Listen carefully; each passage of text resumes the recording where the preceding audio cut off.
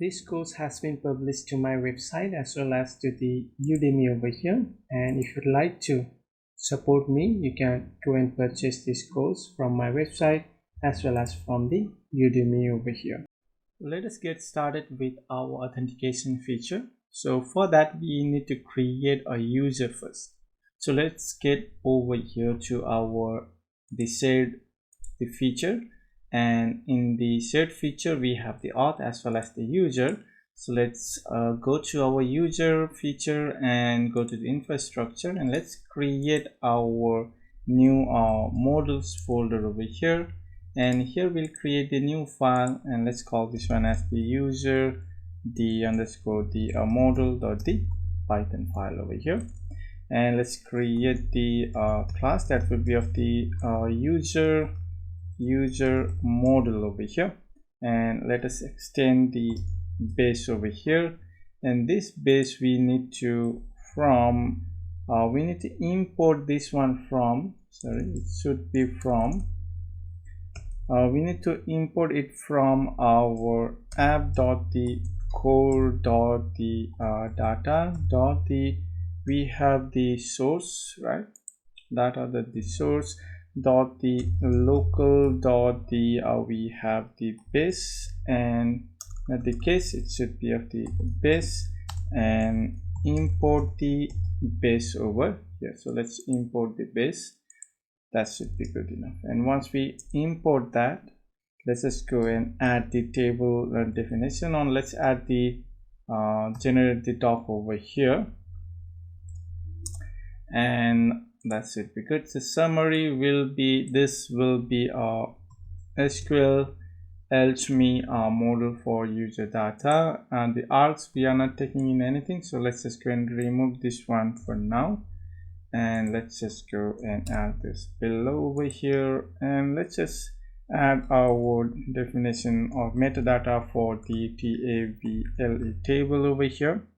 At the table table name over here, right? So table name will be of the users over here, and we need to add the first thing will be of the ID will be of this ULUM column. We need to import it from the SQLAlchemy, and column will be, this ID will be of the integer, so we need to import that integer over here. And the primary key, so this will be of our primary key will be of the true. So let's remove the index. By default the primary key will be already indexed, so we don't have to define it as an index as well. Once we have the ID, so user name over here, so we'll go and say the username will be of equals to the column over here, column column.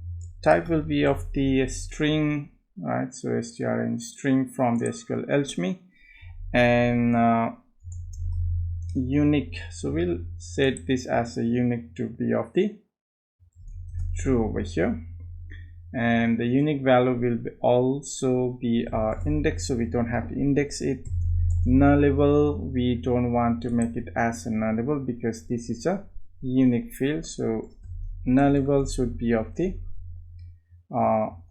false over here, so because we don't want to have a nullable username, so every user need to provide a username. And once we have the username, we will have the full name, full underscore the name, and it will be also as a type each of the string.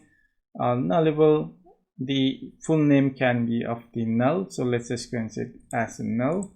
And we'll have the email as well, it will be of the equals to the column, type each of the string, and email, I guess we will also make it as the unique over here. Unique will be of the true, and then the nullable this can be false, so we don't want to we don't want to allow the email to be of the false over here. Let's have the phone, and then the phone can be of the column string, and then the nullable of the true. That should be good. And if you want a unique a number, so you can just go and define this one as a unique as well. and then the nullable can be of the true or can be of the false, or you can whatever you want to define, right? So let's just go and try to set it as a nullable as the true. And next we'll have another one is the each underscore act active, so where the user is active or not. This will be of the column, and column will be the type will be of the boolean over here, so SQLAlchemy.boolean, and we will just go and say the default value for this one will be of the true, right? It's active by default, set it as a true. And next we will go and set this one as the what we can define is the name, ID, username, full name, email, phone, and each active. And also we have defined the country, so maybe we can add the country, but maybe later we'll just go and define the company. So later we can attach the relationship between the user and then the company, right? So B2B type of the application over here. But for now, let's just keep it as a simple, and let's not just go and add that one over here. So this should be, I guess, good enough to have it for the current user.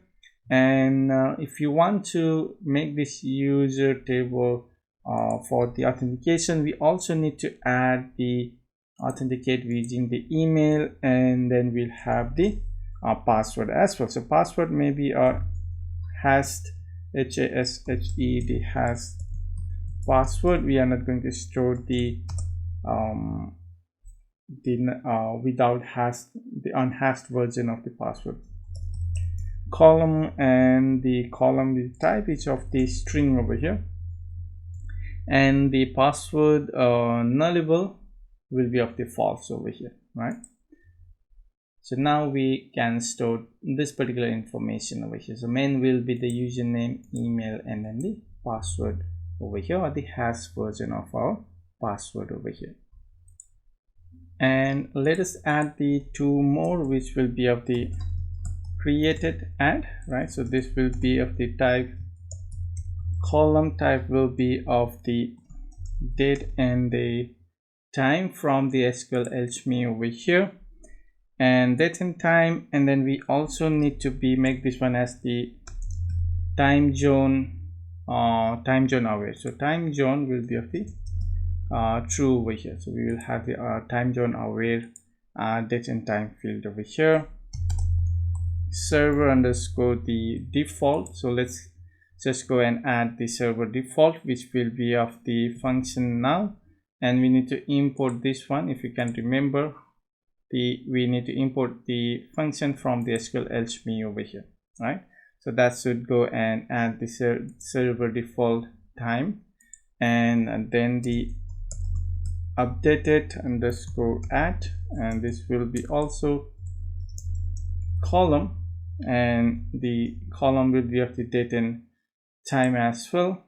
And then the time zone will be, let's make this one as a time zone aware as the true, and we don't want to set a server default. And on update, so we'll define the on update over here. Whenever the update is done, we will add the current updated time using the function that now nullable, the default value will be of the nullable to be of the true. So by default, once we create the record, the updated add should have a null value. We'll just go and copy this one, and let's add it to C spell over here, and that should remove that particular warning from our model file over here. And we can go and match this one with over here. So time zone true, server default, function now, updated update on update equals the function that now nullable is of the true. So that should be the same thing whatever we have defined over here. And I guess that's all that we have defined previously. So let's just go and continue on with that over here. And once we have added this particular the model here, we need to go to our if you can remember, code data go to the local, and in the env.py file we need to import that one over here, right? So let's just go and import that from the app.dfea features, and features dot the we have the set features dot the user, and in the user we have the infrastructure, and in the infrastructure models we have the dot the user model. That's correct, and make sure you import it from the correct one. So that's correct. So now we need to add that one over here. That should be good, and now we can actually go and run our migration to go and generate that. But for now, let's just keep as it is, and now the migration will be the next thing that we have to do over here. So for now, I guess that's all, and the next thing we need to do is we need to go and create our repository, so where we can go and create the methods to insert, update, delete the user.